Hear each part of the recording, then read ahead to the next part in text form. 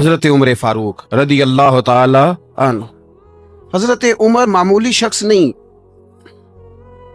معمولی آدمی نہیں۔ کچھ لوگ صدیوں کے بعد پیدا ہوتے ہیں اور کچھ لوگ ایسے ہوتے ہیں جو ایک ہی بار پیدا ہوتے ہیں، ان جیسا دوسرا پیدا ہوتا ہی نہیں، دوسرا ان طرح کا پیدا ہوتا ہی۔ حضرت عمر رضی اللہ تعالیٰ عنہ جیسی شخصیات پیدا ہی نہیں ہوتی دوبارہ۔ سارے صحابہ در رسالت مآب پہ خود آئے۔ یہ وہ عظیم شخص ہے جسے اللہ کے محبوب نے اللہ سے مانگ کے لیا، کہا اے اللہ یہ مجھے دے دے، اللہ سے مانگ کے لیا ہے۔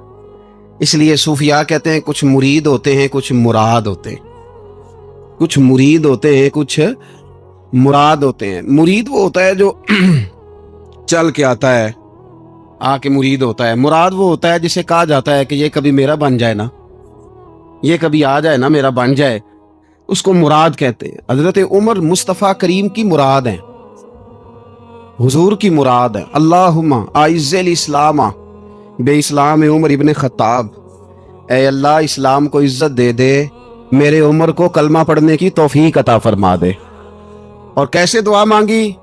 او یار حضرت عمر کی تو اس فضیلت کا کوئی جواب نہیں دے سکتا، میرے رسول پاک علیہ السلام سب کے لیے ہی دعا مانگتے ہیں نا، حضور کی دعا عام ہے، لیکن مصطفیٰ کریم نے کعبے کا غلاف تھام لیا اور غلاف کعبہ کو حضور نے سینے سے لپٹایا اور سینے سے چمٹا کے کہا اے اللہ میں نے تو کبھی سوال ہی زیادہ نہیں کیے، میں کرنے آیا ہوں، مجھے عمر دے دے، عمر دے دے۔ حضور نے مانگ کے لیا۔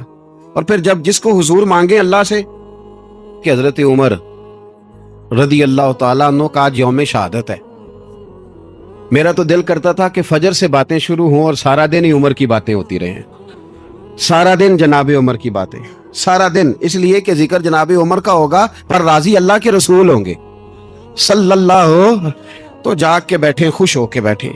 ہمارے ہاں منایا ہی نہیں جاتا، بابے اللہ کی تا ساؤن پادروں اسو کتا تے منڈے جنوری فروری، تو اسلامی سال بھی گیا اور وہ تاریخیں بھی ساری گئیں۔ یکم محرم امت مسلمہ کے لیے بہت بڑا دن ہے، بہت بڑا دن، یہ شہادت ہے حضرت عمر فاروق رضی اللہ تعالی عنہ۔ یہاں چھوٹی چھوٹی باتوں پہ گورنمنٹ چھٹی کرتی پھرتی ہے، چھوٹی چھوٹی باتوں، الیکشن ہو گیا تو چھٹی، فلاں جگہ پہ تھوڑا سا کسی نے خبر دے دی کہ کوئی پریشانی ہے تو چھٹی، فلاں جگہ یہ ہو گیا تو چھٹی، یہاں تک کہ فلاں وزیر صاحب فلاں علاقے میں آئیں گے تو سارے علاقے کو چھٹی۔ اور اب تو اس سے بڑا حال ہونے لگا ہے، اگر جن لوگوں کی سندھ میں حکومت ہے ان کے لیڈر کا دن آیا تو اس دن چھٹی، اور جن کی پنجاب میں حکومت ہے ان کا دن آیا تو چھٹی۔ ہمارا مطالبہ ہے حکومت پاکستان سے، اگر سر اٹھا کے جینا چاہتے ہو تو یکم محرم کو چھٹی کیا کرو، اگر سر اٹھا کے جینا چاہتے ہو تو یکم محرم کو چھٹی کرو جناب عمر کے دن، اور ملت کے جوانوں کو بتاؤ کہ اگر عزت کی زندگی جینا چاہتے ہو تو اس طرح جیو جس طرح فاروق اعظم جی کے گئے ہیں، عزت اور وقار کی زندگی۔ جمہوریت حضرت عمر سے سیکھنی پڑے گی، حکومت کرنے کے طریقے حضرت عمر سے، رعایا کو سیکھنا پڑے گا کہ امیر کس طرح بنایا جاتا ہے اور امیر کس طرح کے ہوتے ہیں۔ یہاں لوگ ہمیں یورپ کی مثالیں دیتے ہیں، لوگ یہاں ہمیں آ کر کے امریکہ کی مثالیں، انہیں کیا پتا حکومت کیا ہوتی ہے، وہ کہتے ہیں جی وہ سائیکل پہ جاتا ہے ان کا حکمران۔ میں نے کہا وہ سائیکل پہ جاتا ہے؟ میرے عمر فاروق مدینے سے مکے گئے تھے تو پیدل ہی حج کرنے چلے گئے، پیدل ہی، اور جناب عمر فاروق رضی اللہ تعالیٰ عنہ عید کی نماز پڑھانے گئے، عید کی نماز عمر خطبہ عید دینے گئے۔ اور اس زمانے میں کون سا غریب ہے جو ننگے پاؤں جاتا ہو؟ کون سا غریب ہے جو مسجد ننگے پاؤں جاتا ہو؟ لوگوں نے تو 3 قسم کی چپلیں رکھی ہوئی ہیں، ایک مسجد جانے کی علیحدہ ہے، گھر پہننے کی علیحدہ ہے، شادی بیاہ پہ جانے کی چپل علیحدہ ہے۔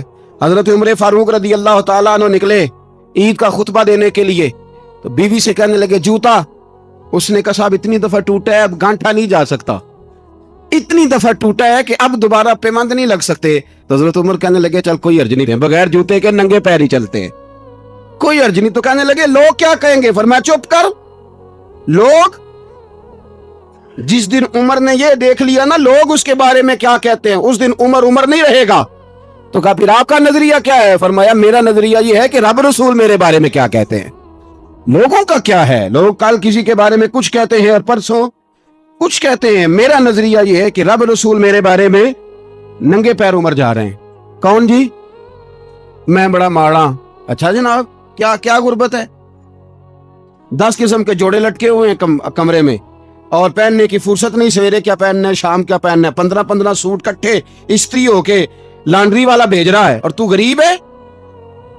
تو بہت بڑا غریب ہے. اس لیے کہ غربت پیسوں کی وجہ سے نہیں ہوتی، غربت تو دل کی ہوتی ہے. تو واقعی بڑا غریب ہے، اور تو غریب ہی رہے گا. امیر تو عمر فاروق تھے جو ننگے پاؤں چلے گئے عید کی نماز پڑھانے. تو رستے میں 2 ملا، کہنے لگا عمر جوتا تو پہن لو.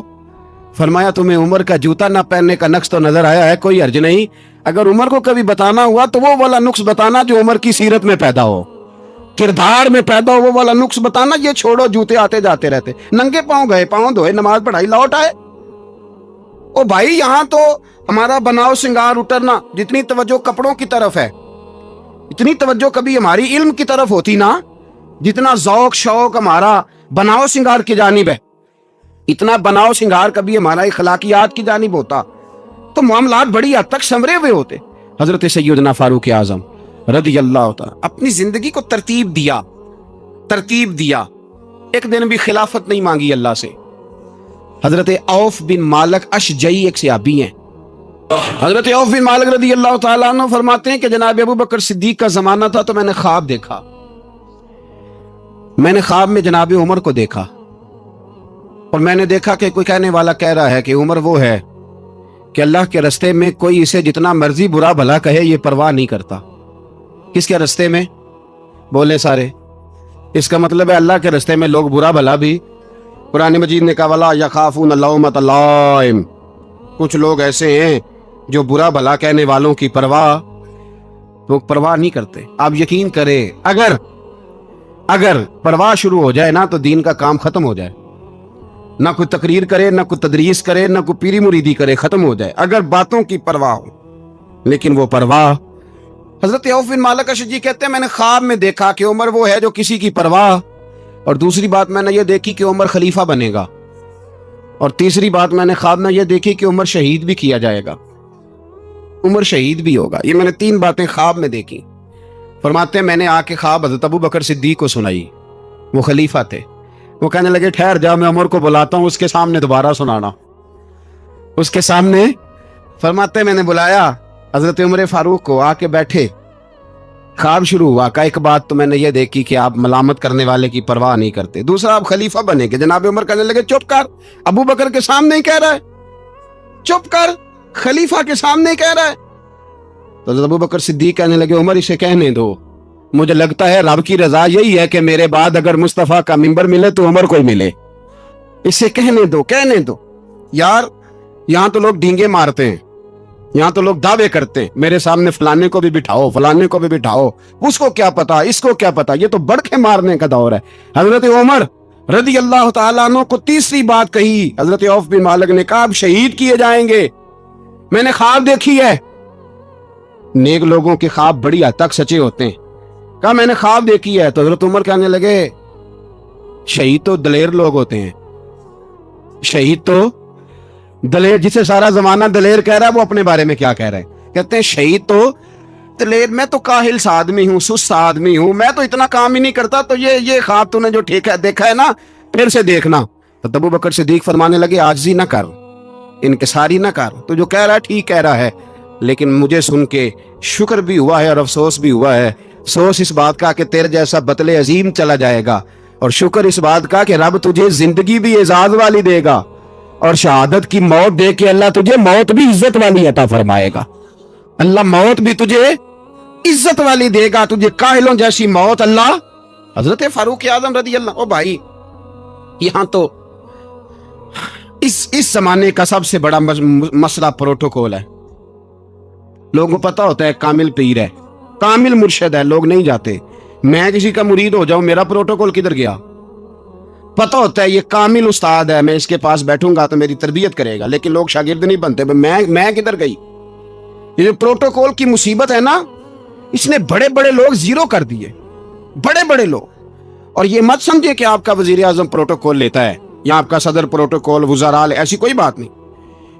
ہم چھوٹے طبقے سے لے کر بڑے سارے پروٹوکول کے قائل ہیں. ہمارا تو داماد بھی کہتا ہے کہ مجھے پوچھا نہیں میں تمہارے گھر کیوں آؤں. ہمارا تو بھائی ہر شخص اعلان کرتا ہے پروٹوکول کا, فلانے نے عزت نہیں دی تو واپس آ جاؤ, فلانے نے سلوٹ نہیں کیا تو واپس آ جاؤ. لوگ جہاں سلوٹ کرنا چاہیے وہاں بھی سلوٹ کرانے کے قائل ہیں. پر حضرت عمر رضی اللہ تعالی, حضرت عمر کی سادگی اور پھر جناب عمر کی عاجزی, جب انسان اپنے اوپر سوار کر لیتا ہے نا, سوار کر لیتا ہے, میں بدکار پرانا خادم کسے در ملی نٹ ہوئی, تے واصف یار نے نظر جو کیتی تے واصف ہی ہو. میں اکثر سوچتا ہوں حضور نے جہاں بھی کہا نا, فرمایا میرے بعد نبی ہوتے تو خطاب کے بیٹے عمر ہوتے. حضور نے فرمایا عمر جس رستے سے جاتا ہے شیطان وہ رستہ بدل جاتا ہے. نبی پاک صلی اللہ علیہ وسلم نے فرمایا میرا عمر وہ ہے کہ اس کی زبان پر حق جاری ہے. حضور علیہ الصلوۃ والسلام نے فرمایا 950 سال حضرت جبریل میرے عمر کی شان بیان کریں تو ان کی عظمت ختم نہیں ہوتی. 950 سال جبریل عظمت بیان کرے تو ختم نہیں ہوتی. یہ بات ہے حضرت عمر کی. اور فرمایا عمر ابو بکر کی نیکیوں میں سے ایک نیکی ہے, یہ شان ہے اب عمر فاروق رضی اللہ تعالیٰ عنہ کی. حضور نے فرمایا میرے بعد نبی ہوتے تو عمر ہوتے, جس گلی سے عمر آئے شیطان رستہ بدل جائے. میرے عمر فاروق کی شان 950 سال بیان ہو تو ختم نہ ہو. عمر کی زبان پر اللہ حق بیان کرتا ہے, جو عمر کہتا ہے وہی رب کر دیتا ہے. حضور ساری زندگی فضیلتیں بیان کرتے رہے, عمر جواب میں کیا کہتے ہیں؟ کوئی بتائے نا کہ یہ والی حدیثیں کبھی عمر نے بھی روایت کی ہوں کہ حضور نے میرے بارے میں یہ کہا ہے. یہ روایتیں وہ روایت نہیں کرتے. ان سے جب لوگ کہتے عمر تیری بڑی بات ہے تو عمر رو پڑتے, کہتے میں تو اونٹ چرانے والے باپ کا بیٹا ہوں, میں تو اونٹ چرانے والے باپ کا بیٹا, اونٹ چرا. اس سے آگے عمر گئے ہی نہیں ساری زندگی, اس سے آگے لفظ ہی نہیں ادا کی. اور میں تو بھائی اونٹ چرانے والا, میرا باپ تو اونٹ چرایا کرتا تھا, 10 اونٹ تھے, میری ڈیوٹی ہوتی تھی, سنبھالے نہیں جاتے تھے, ابا ڈنڈوں سے مارتا تھا. ساری زندگی عمر حج کرنے گئے, ایک خشک تنا کھجور کا عمر فاروق رضی اللہ تعالیٰ عنہ نے اس کو اپنے کلارے میں لیا, رونے لگے. لوگوں نے کہا عمر کیا ہوا؟ فرمانے لگے یہاں میں اونٹ چرایا کرتا تھا, یہاں میں اونٹ چراتا تھا, 10 اونٹ سنبھالے نہیں جاتے تھے. دیکھو رسول اللہ کی شان, آج ساری امت چلانے کا طریقہ عطا فرما دیا ہے. ساری نظریے سے پیار. یار پیسہ کس کو برا لگتا ہے؟ آپ جس آدمی کی 50 کروڑ کی پراپرٹی ہے اس کو پوچھیں سب سے غریب, آپ کو وہی نظر آئے گا. وہ کہے گا میں ٹائٹ ہوں, حالات بڑے. میں کئی بار پوچھے انہوں نے, میں کہتا ترجمہ بھی 10 چھڑوں کی, ہمیں تو سمجھ نہیں آتی. اور ٹائٹ حالات کون سے ہوتے ہیں جی؟ جس آدمی کا کروڑوں میں کاروبار ہے نا, اس کو آپ چھیڑے وہ رونے لگ جائے گا, رونے. تو کئی میں نے ایسے دیکھیں کرائے کا مکان ہے, ان سے پوچھے صاحب کیا حال ہے, تو کہتے ہیں جتنی اللہ نے شان والی زندگی ہمیں عطا کی ہے کسی کو نہیں دی ہوئی. اس کا مطلب ہے خوشی بھی یہی ہے اور غم بھی یہی. اندر سے خوشی ہے, اندر سے ہی. دنیا اگر راضی رہنا ہے تو ادھر سے رہنا ہے, ناراض رہنا ہے تو بس اپنے آپ کو خوش رکھے گا تو ہو جائے گا. سارے صحابہ مل کے آئے, کہنے لگے عمر فاروق سے کہنا ہے نبی پاک کے زمانے میں تو ظاہراً غربت تھی, ابو بکر کے دور میں بھی غربت تھی, اب تو بڑا محال ہے. عمر سے سفارش کرو کہ عمر نیا کرتا پہننا کرے. ملکوں کے سفیر آتے, عمر وہی پھٹی پرانی چادر اوڑھ کے اور وہی کئی جگہ پہ پیوند لگے سوٹ پہن کے سفیروں کے سامنے بیٹھ جاتا ہے. عمر کو مشورہ دو, طے ہو گئی بات. سب نے جب مشورہ دے لیا تو سارے کہنے لگے یہ بتاؤ شیر کی مونچھ کو ہاتھ کون لگائے گا؟ کہنا کس نے ہے, بندہ بھی تو ڈھونڈو نا. نے کہا جناب میرا یہ خیال ہے کہ مولا علی شیر خدا کہیں گے, کیونکہ جس شخص کی عمر کو سب سے زیادہ حیا کرتے دیکھا وہ شیر خدا مولا علی ہے رضی اللہ تعالی. علی کہیں گے اس لیے کہ جناب علی تو کئی دفعہ جب گفتگو کرتے تھے تو حضرت عمر چپ کر جاتے تھے اور فرماتے تھے علی نہ ہوتا تو میں ہلاک ہو جاتا.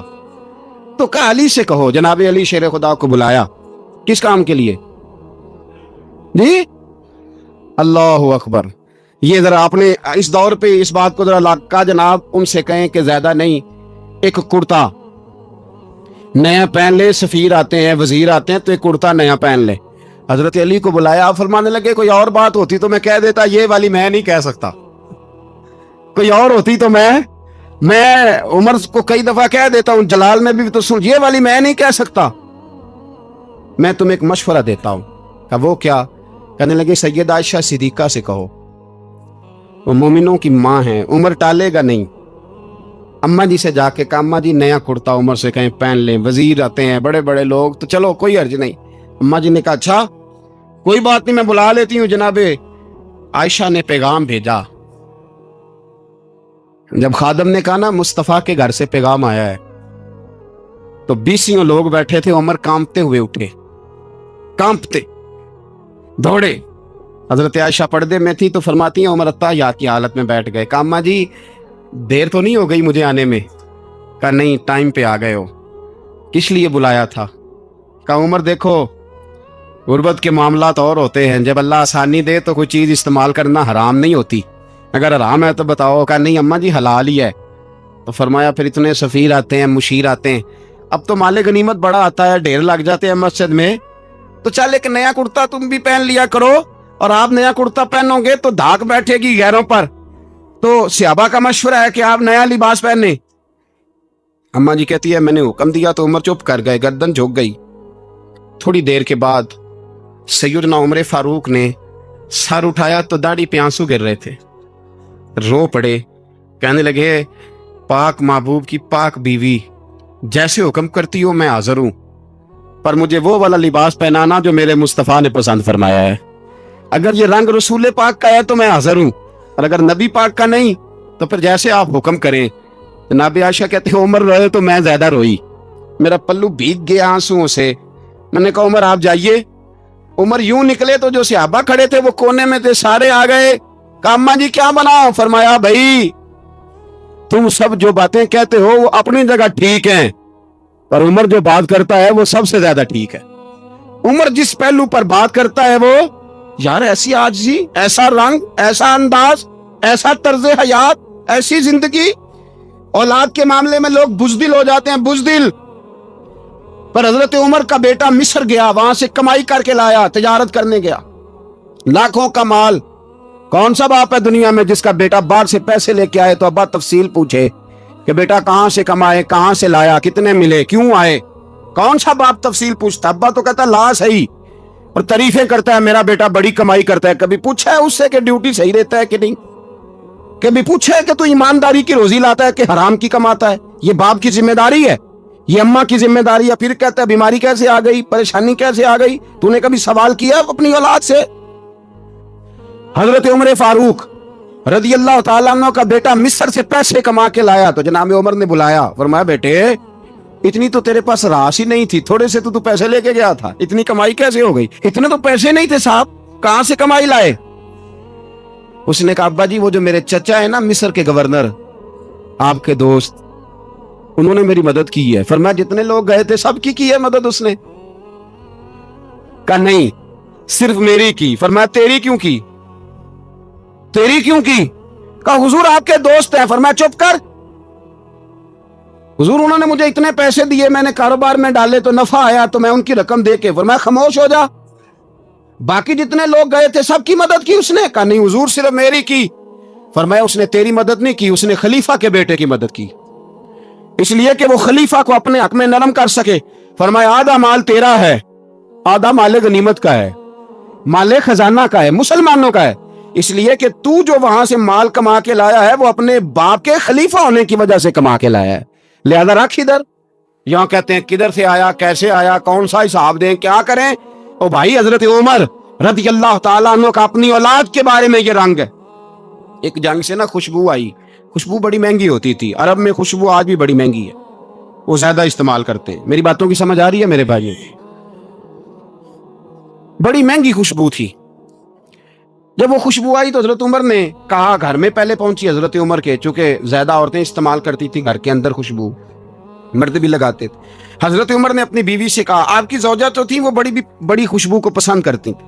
حضرت عمر نے اپنی زوجہ سے کہا کہ خوشبو لاؤ، میں نے ایک عورت کی ڈیوٹی لگائی ہے، وہ خوشبو تول تول کے نا تو بھائیسا برابر صحابہ میں بانٹ دے گی۔ تو آپ کی زوجہ کہنے لگی کسی بی بی کی ڈیوٹی لگانے کی کیا ضرورت تھی، میں جو موجود تھی میں بانٹ دیتی ہوں تول کے بھائیسا برابر۔ آپ نے فرمایا نہیں تو رہنے دے، وہ فلانی بی بی بانٹے گی۔ کہا حضور میں نے بھی بانٹنی ہے، میرے پہ کچھ حق ہے؟ آپ نے فرمایا نہیں، तू तफसील ना पूछ, तू खुशबू दे दे, कोई और बांटेगी। खातूने खाना थी ना, कहने लगी नहीं मुझे भी आज आपको बताना ही पड़ेगा कि कोई जो बांट सकती है तो मैं क्यों नहीं बांट सकती। ज़ौजा कहती उमर ने बात की तो मेरी चीखें निकल गई। हजरत उमर फरमाने लगे जब तू खुशबू बांटेगी ना, तेरे हाथों को भी लगेगी, तेरे दुपट्टों को भी लग जाएगी। अगर रब करीम ने मुझसे सवाल पूछा कि उमर खुशबू तो मुसलमानों की थी, तेरी बीवी के दुपट्टे को क्यों लग गई, तो मैं अल्लाह के हुजूर क्या जवाब दूंगा। अगर अल्लाह ने यह सवाल किया कि तेरी बीवी ने क्यों लगाई, वो तो हिस्सा था मुसलमानों का, तो तूने तेरी बीवी ने क्यों लगाई। तो फरमाया मैं नहीं चाहता कि अल्लाह के हुजूर मुझे और तुझे बाजपुरस हो, लिहाजा किसी और को बांटने दे। ज़ौजा रोई और तड़प के कहने लगी उमर मुझे लगता है सुबह कयामत भी तेरी बीवी होने की वजह से अल्लाह मुझे जन्नत अता फरमा देगा, तेरी ज़ौजा होने की बरकत से। भाई ये मेयार रखा, खुदा की कसम ऐसा शख्स तारीख में दोबारा नहीं आया। इतना बड़ा आदमी, इतना बड़ा शख्स, इतना बड़ा आदमी, और फिर रंग ये है कि उमर 22 लाख मुरब्बा मील का हुक्मरान, 22 लाख, और खजूर के दरख्त के नीचे मट्टी का ढेला लेके सो गए हैं, परवाह ही कोई नहीं, कोई मसला ही नहीं। 2 गुलाम साथ बैठे तो एक रोटी हजरत उमर ने घर से मंगवाई, थोड़ा सा सिरका, तो गुलाम कहने लगे हमने भी खानी है। फरमाया कोई अर्ज नहीं, रोटी को पेट भर के खाना जरूरी तो नहीं, 3 हिस्सों में बांट लेते हैं। एक आदमी आया हुआ था मिस्र का रहने वाला मिलने के लिए, उसने पूछा उमर किधर है, तो कहा वो उधर जाओ मस्जिद में बैठे होंगे, और वापस आया तो कहने लगा वहां तो 3 गुलाम बैठे हैं, एक रोटी बांट बांट के खा रहे हैं, लगता है कई दिनों से रोटी नहीं मिली। कहा 3 गुलाम तो कोई नहीं, वहां 2 ही थे, तीसरे तो अमीरुल मोमिनीन थे। उसने कहा नहीं नहीं 3 गुलाम हैं, कपड़े भी एक तरह के पहने हुए, बल्कि 2 के तो फिर सही है, तीसरे के तो ज्यादा माड़े हैं, कपड़े भी एक तरह के, खाना पीना भी एक तरह का, और उनका नशिस्त बर्खास्त भी एक तरह की है, लिहाजा कोई फर्क नहीं। हजरत अबू हुरैरा कहते हैं मैं लेके आया और जनाब उमर को जब मैंने कच्ची जमीन में तामत समेट बैठे देखा तो मैं रो पड़ा। मैंने उस मिस्र से आने वाले को कहा तू इसके जलवे देख, अगर इसकी जात में इतना हुस्न है तो मोहम्मद अरबी का मकाम क्या होगा। ये मकाम गौर है, मकाम गौर। 10 मुहर्रम को लोग देगे पकाएंगे ना, नहीं पकानी है, कोई बोल दे नहीं हाँ ना नहीं कर दे, प्रोग्राम बदलिया तो नहीं दी ऐद की कि वो एक काम शुरू होया लात टैट होने वाला, क्यों जी पकनी है ना, देखें 10 मुहर्रम को इंशाल्लाह ताला हम भी पकाएंगे, इंशाल्लाह यहाँ भी प्रोग्राम होगा। तो 10 मुहर्रम को जो देग पकनी है तो ऐसा नहीं हो सकता कि यकम मुहर्रम को हजरत उमर के नाम की भी कोई पक जाए। अगर इमाम हसन हुसैन के नाम की देगे पके तो जो इमाम हसन हुसैन के से प्यार करने वाले हैं, जो इमाम हसन हुसैन से हम लोगों ने भी अजीब रटा अपनाया है ना, हम लोग बात का एक पहलू देखते हैं दूसरा नहीं देखते। हजरत इमाम हसन और हुसैन को भी नबी पाक ने शहीद कहा और जनाब उमर को भी रसूलुल्लाह ने खुद शहीद फरमाया, फरमाया शहीद है, खुद फरमाया अपनी जुबान से कि ये शहीद है, खुद मेरा उमर शहीद है। तो उनके नाम की देग नहीं पकनी चाहिए, उस तरफ नहीं हमारी तवज्जो होनी चाहिए। और अहले बैत नबू, ये बात मैं पहले भी करता हूं आज फिर करना जरूरी समझता हूं, अहले बैत का प्यार सुन लो कान खोल के, अहले बैत का प्यार अगर हमें किसी ने सिखाया है तो सैयदना उमर फारूक ने सिखाया है। अहले बैत नबुव्वत वो को नहीं पता बहुत सारों, उनका नाम है अली बिन हुसैन, हजरत अली बिन हुसैन, ये इमाम हुसैन के साथ जाते हैं। कुदरत अल्लाह ताला की ऐसी है कि ये मैदान करबला में बीमार थे, क्योंकि अल्लाह ने इमाम हुसैन की नस्ल चलानी थी, तो ये शदीद अलील थे, उठ के खड़े होते थे, इतना तेज बुखार था कि गिर पड़ते थे ज़ाहिरन। तो इमाम हुसैन ने फरमाया बेटा तूने नहीं जाना। कब्बा जी आप मेरी मौजूदगी में जाएं, ये कैसे हो सकता है। फरमाया नहीं तूने जाना ही नहीं, मैं जाने ही नहीं दूंगा। हजरत इमाम ज़ैनुल आबिदीन अलील थे, इमाम ज़ैनुल आबिदीन रदी अल्लाह ताला अन्हु ने 3 साल तक हजरत अली की सोबत उठाई है। बाद रिवायात में इससे ज्यादा भी आया है। कुछ लोगों ने लिखा जब आप मैदान करबला में गए थे तो 30 साल से उम्र ज्यादा थी, 30 साल से उम्र, और दाढ़ी मुबारक जो थी ना आपकी, जो लोग शुरू से दाढ़ी नहीं ना कटवाते उनकी ज्यादा लंबी नहीं होती, जो शुरू से दाढ़ी रख लेते हैं ना, क्या पंजाबी में कहते हैं सुची दाढ़ी, और उनको खर्शत भी नहीं कराना पड़ता, मैंने भी कभी नहीं कराया, जरूरत ही नहीं पड़ी। वो नहीं कराना पड़ता इसलिए कि जो दाढ़ी शुरू से होती है ना वो इतनी ज्यादा बड़ी भी नहीं होती और फैलती भी नहीं। तो हजरत इमाम ज़ैनुल आबिदीन की दाढ़ी बहुत ज्यादा बड़ी नहीं थी, दाढ़ी मुबारक आपकी ठोड़ी के नीचे थी, ज्यादा बड़ी नहीं थी, जो शुरू से रखी हुई थी, ये नहीं कि कटो। तो दाढ़ी उनकी 33 साल उम्र मुबारक थी, बा इख्तलाफ रिवायात, कुछ लोगों ने इससे कम भी लिखी है। 2-4 महीने के बाद जब करबला से वापस लौटे तो सारी दाढ़ी सफेद हो गई, حضرت علی کی ایک زوجہ اس وقت حیات تھی. امام زین العابدین آگے آگے آ رہے تھے گھوڑے پہ. حضرت علی کی زوجہ نے آگے جا کے دیکھا نا قافلے کا استقبال کرنے گئی تو امام زین العابدین آ گئے تھے تو جھٹ سے انہوں نے منہ چھپا لیا, پیچھے ہو گئی اماں جی. تو امام زین العابدین فرمانے لگے دادی کا تو پردہ نہیں ہوتا پوتے سے. آپ نے کہا انتا زین العابدین, تو زین العابدین ہے, تیری ساری داڑھی چند مہینوں میں سفید ہو گئی. تو امام زین العابدین روئے, فرمانے لگے اماں جو میں نے کربلا میں دیکھا ہے, جو میں کربلا میں دیکھ کے آیا, تو دیکھتی تو یہاں کھڑی نہ ہوتی. امام زین العابدین نے پائے اس بات کے ساتھ پوری دلیری کے ساتھ, اور امام حسین رضی اللہ تعالیٰ عنہ کی تو شہادت 10 محرم کو ہو گئی نا, 61 ہجری میں معاملہ ختم ہو گیا. لیکن امام زین العابدین ساری زندگی طاغوتی قوتوں سے لڑتے رہے.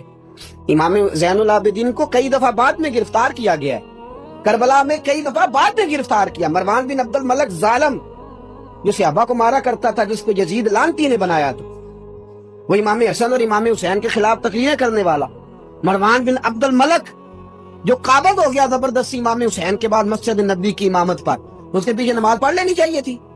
بولے جڑا ہوتے کل ہوتا ہے ابھی کبھی پیڑا ہو سکتا ہے. مروان بن عبد الملک مسجد نبی کا امام اور خطیب رہا ہے بڑا عرصہ. امام زین العابدین رضی اللہ تعالیٰ عنہ کے خلاف بڑی بدتمیزی کرتا تھا. امام زہری فرماتے ہیں, تابعی بزرگ ہیں, کہتے ہیں اس نے امام زین العابدین رضی اللہ تعالیٰ عنہ گرفتار کرا کے منگایا اپنے دربار میں, تو پورے ہوا کیا, یہ جو طریقت ہے نا ہماری, ایک مسئلہ یہاں سمجھا دوں, یہ جو پیری مریدی ہے, جو بیعت ہے, یہ اسی وقت شروع ہوئی. کیونکہ بادشاہت پہلے جو خلیفہ ہوتے تھے وہ بادشاہ بھی ہوتے تھے, پیر بھی ہوتے تھے, رہنما, سارا کچھ ہی وہ ہوتے تھے. لیکن امام حسن حسین کی شہادت کے بعد جب بادشاہ یزید جیسے لوگوں کے ہاتھ میں گئی نا, تو امام زین العابدین رضی اللہ تعالیٰ عنہ کے گرد جو اللہ اللہ کرنے والے لوگ, دین سیکھنے والے تھے, وہ اکٹھے ہو گئے. اب وہ جو بیعت تھی اسی کو آج بیعت طریقت کہا جاتا ہے. لوگ اس طرف ہو گئے کہ اب وہاں بیعت کا سلسلہ نہیں رہا, یہ وہی بیعت ہے جو امام حسین رضی اللہ تعالیٰ عنہ, حضرت علی, حضرت ابوبکر صدیق, سب لوگ فرمایا کرتے. اب لوگ بڑے اکٹھے ہو گئے, لوگ آیا کرتے تھے, حضرت حسن بصری جیسے لوگ, امام زہری جیسے لوگ, حضرت سعید بن مسیب جیسے لوگ. امام زین العابدین نے کربلا کے بعد اپنا مکان مدینے سے باہر بنا لیا تھا, نام علی تھا, لیکن عبادت اتنی کرتے تھے کہ لوگوں نے زین العابدین کہنا شروع کر دیا. عبادت کرنے والوں کی زینت زین العابدین کہنا شروع کر دیا. بیٹا پاس سو رہا تھا, گھر میں آگ لگی ہوئی تھی, امام زین العابدین نماز پڑھ رہے, اتنی لمبی ساری رات سارا دن مصلی پہ رہتے. تو بہت سارے لوگ عقیدت مند ہو گئے. تو مروان کو خطرہ ہوا کہ کہیں امام زین العابدین میرے خلاف کوئی محاذ نہ بنا لے. اس نے ایسے ہی الزام لگا کے امام زین العابدین کو گرفتار کر کے جیل میں ڈال دیا بلا وجہ. امام زہری کہتے ہیں میں کھانا لے کے گیا تو امام زین العابدین نے نا وہ بیڑیاں پہنی ہوئی ہیں, ہتھ کڑیاں پہنی ہوئی ہیں, پیروں میں بھی ہاتھوں میں بھی. تو کہتے ہیں میں نے کہا حضور آپ کتنی تکلیف میں ہیں. یہ لفظ میں نے کہا تو میرے شیخ تھے, استاد تھے, پیر تھے, میں رو پڑا. میں نے کہا حضور آپ کتنی تکلیف میں ہیں. تو کہنے لگے زہری میرا امتحان ہے, مجھے امتحان دینے دے, میرا رب میری آزمائش کر رہا ہے تو مجھے کرنے دے, تجھے کیا, تو کیوں روتا ہے. تو کہا حضور آپ اتنی تکلیف میں ہیں. فرماتے انہوں نے اللہ اکبر کہہ کے دونوں طرف سے زنجیروں کو پکڑا. جب اللہ اکبر کہا تو دونوں طرف کی زنجیریں اتار کے امام زین العابدین نے نیچے رکھ دی. فرمانے لگے میں تو ایک دفعہ اللہ کا نام لوں تو اللہ ساری زنجیریں توڑ دیتا ہے. میں پابند نہیں ہوں ان لوگوں کا, میں تو اللہ کی رضا پہ راضی ہوں. امام زین العابدین رضی اللہ تعالیٰ عنہ نے ساری زندگی پرہیزگاری, محبت, پیار, خلوص, وفا, لوگوں کو دین سکھایا. ساری زندگی اللہ کا درس دیا. پوری دنیا سے لوگ امام زین العابدین کے پاس آتے. کیا لفظ ادا کر رہا ہوں, میں نے پورا مدینہ نہیں کہا, میں نے کہا پوری حکومت نہیں تھی آپ کے پاس.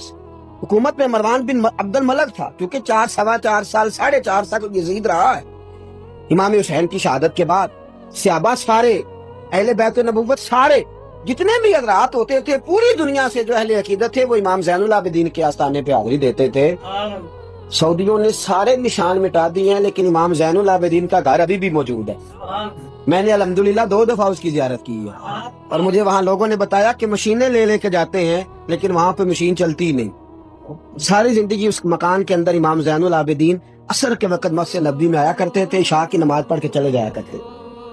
ساری زندگی امام زین العابدین نے نماز میں, عبادت میں, ذکر میں, فکر میں. شمر جو تھا نا, ایک کس کے بارے میں روایت ہے, قمر بن سعد کے بارے میں. جب مختار کے فوجی لگے نا پیچھے کہ ہم نے مارنا ہے امام حسین کے قاتلین کو, تو اس کے شمر کے پیچھے بھی لگے, تو یہ مدینے آ کے چھپ گیا تھا. اس کے پیچھے لگے تو یہ بھاگا, امام حسین پہ پانی بند کرنے والا، حضرت علی رضی اللہ تعالیٰ عنہ کے پوتے حضرت علی اصغر کے گلے میں تیر چلانے والا، یہ جب بھاگتا بھاگتا آیا نا تو امام زین العابدین کے خیمے میں جا گھسا.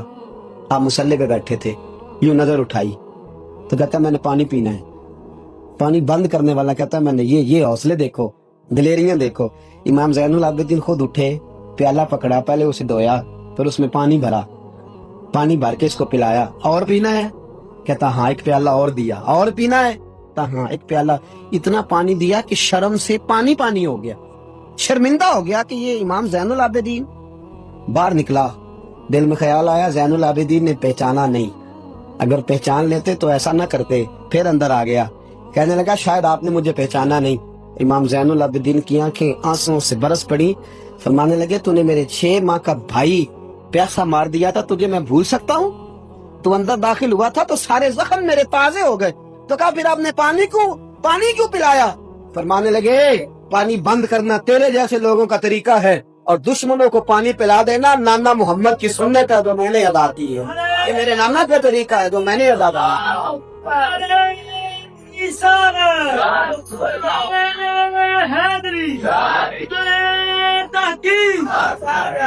یہ گراؤنڈ امام حسین نے بنایا ہے. دیکھیے کچھ جدوجہد ایسی ہوتی ہے تو مسلح ہوتی ہے. یہ اہل طریقت، اہل تصوف، امام زین العابدین نے جو لوگ تیار کیے، اگر میں ان کے نام بتاؤں تو آپ حیران ہو جائیں. حضرت حسن بصری کو تیار فرمائے، حضرت حسن بصری جیسے لوگ، امام حسن بصری جو ولایت کے بادشاہ ہوئے امام زین العابدین کے شاگرد، حضرت امام زین العابدین کے، حضرت سعید بن مسیب جیسے خیر التابعین امام زین العابدین کے شاگرد، حضرت حرم بن حیان جیسے جلیل القدر لوگ جنہوں نے بعد میں رسول اللہ کی سینکڑوں حدیثوں کو روایت کیا، امام زین العابدین کے شاگرد. رکے نہیں، میدان کربلا میں ہمت ٹوٹ گئی، اب معاملات آگے نکل گئے تو میں چپ کر کے بیٹھ جاؤں. انہوں نے مصلی پہ بیٹھ کے نبی پاک کا دین پڑھانا شروع کر دیا. انہوں نے پھر حجرے میں بیٹھ کے لوگوں کو اللہ اللہ، اور اس اللہ اللہ کا نفع یہ ہوا، اس اللہ اللہ کا فائدہ یہ ہوا کہ ایسے مجاہد تیار ہوئے، ایسے دلیر تیار ہوئے کہ کچھ سال گزرے تو حضرت عمر بن عبدالعزیز جیسے نیک آدمی کی حکومت قائم ہو گئی. امت کو یہ نفع ملا. نیک لوگ آپ دیکھیں نا، اگر سارا زمانہ برائی سے بھرا ہوا ہے تو کیا اس کو چھوڑ دیا جائے گا؟ ٹھیک ہے کریں سارے، آپ 5 آدمی صحیح کر دیں، آپ 3 آدمی ٹھیک کر لیں، اپنا کردار تو ادا کریں. اپنا آپ اس کے اندر کردار، تو امام زین العابدین رضی اللہ تعالیٰ نے اپنا کردار ادا فرمایا. اور پھر سب سے بڑی بات یہ تھی غریب پروری. جب یزید مر گیا اور دیگر حکومتیں آنے لگی تو امام زین العابدین کے پاس لوگ بہت سارے نذرانے لے کے آتے. یزید کے زمانے میں بھی آتے لوگ، بڑے نذرانے خدمت کرتے، بڑا کچھ کرتے، گھروں کے اندر بڑا سامان آپ کے پاس پڑا ہوتا. آپ کے صاحبزادے امام باقر، آپ فرماتے رات ہوتی تو میرے ابا جی اپنے کندھے پر بوریاں رکھ لیتے، اپنے کندھے پر، شہزادے خود اپنے کندھے، اور غریبوں کے گھروں تک پہنچا کے آتے، خود بوریاں اپنے کندھے پہ رکھ لیتے. فرماتے میں کہتا ابا جی میں چھوڑ آتا ہوں، مجھے بتائیں. فرمانے لگے اگر تو چھوڑنے جائے گا تو تجھے اس غریب کا نام بھی بتانا پڑے گا، تو میں کسی کو رسوا نہیں کر سکتا، میں رسوا